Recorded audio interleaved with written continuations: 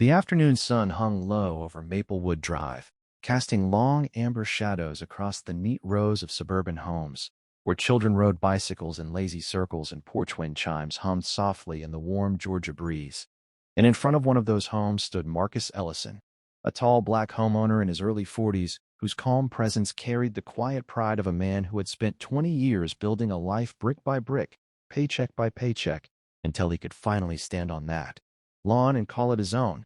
And Marcus wasn't doing anything unusual that afternoon, just watering the roses his daughter had planted near the mailbox, when the white patrol SUV rolled slowly down the street like a shark circling in shallow water, its tires crunching deliberately over gravel as Officer Daniel Briggs leaned out the window with the suspicious glare of someone who believed he was already looking at a problem instead of a neighbor.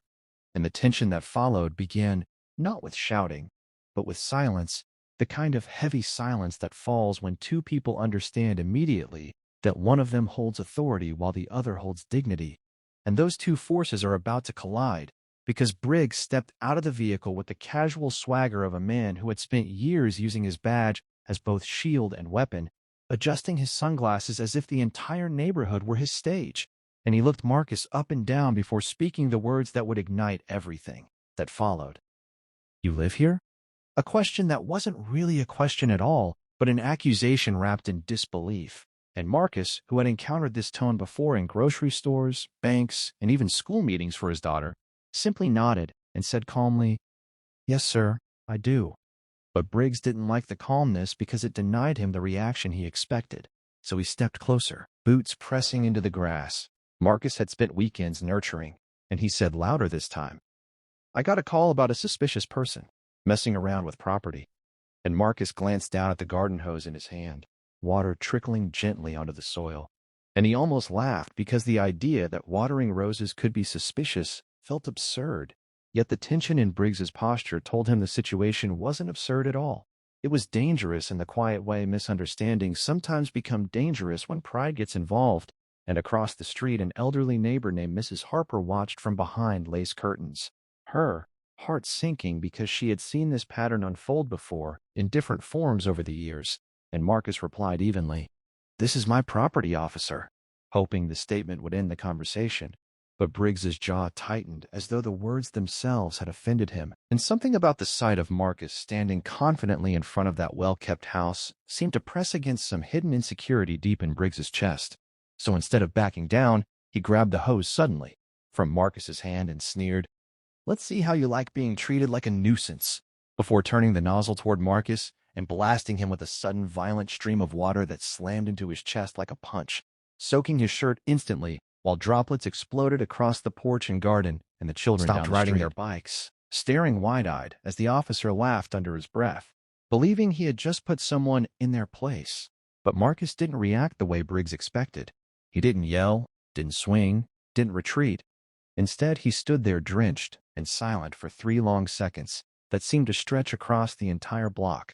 And those 3 seconds changed everything, because Marcus slowly reached into his pocket and pulled out his phone, lifting it calmly while water still dripped from his sleeves, and he said quietly, "Officer Briggs, right?"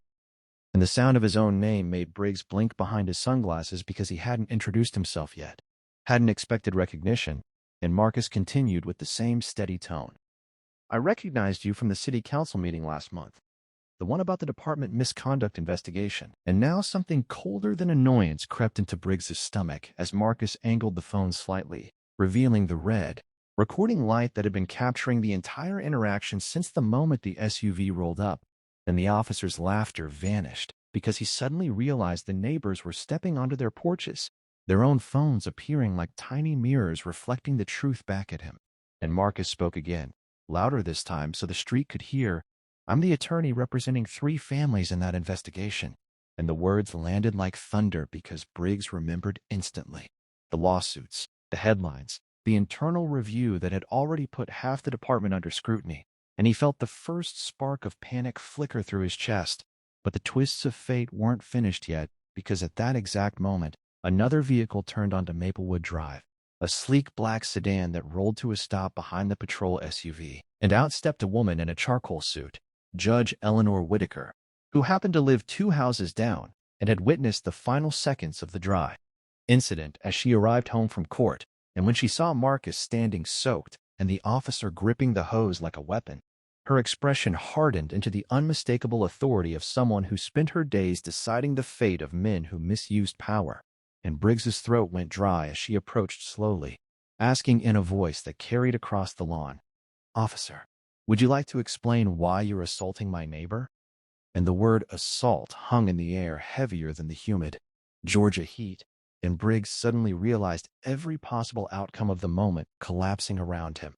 The recording, the witnesses, the judge, the lawsuit already hanging over his career, and his earlier arrogance began draining away like water down a storm drain, replaced by a desperate calculation of damage control.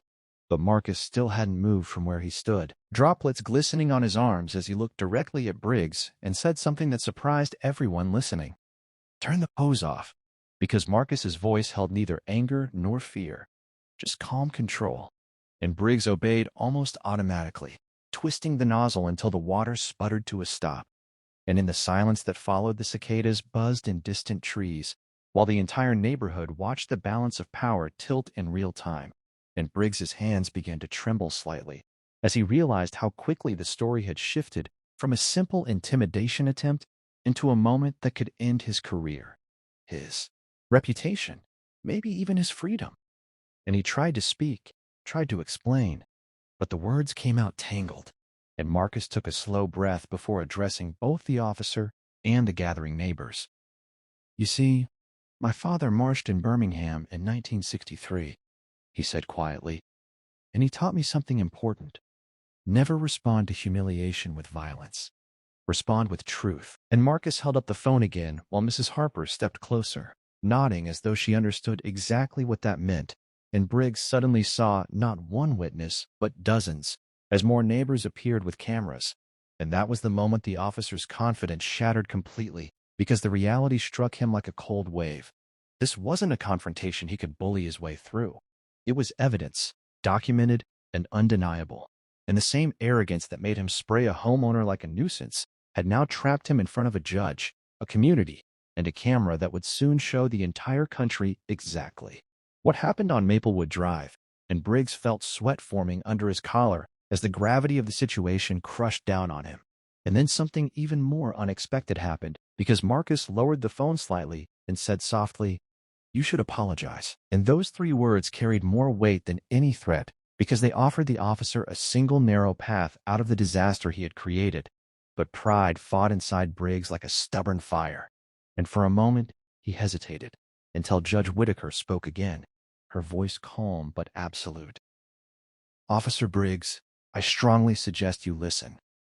And in that instant, the uniform that had once made Briggs feel untouchable suddenly felt like a heavy costume he couldn't escape, and the fear in his eyes replaced the arrogance that had filled them minutes earlier.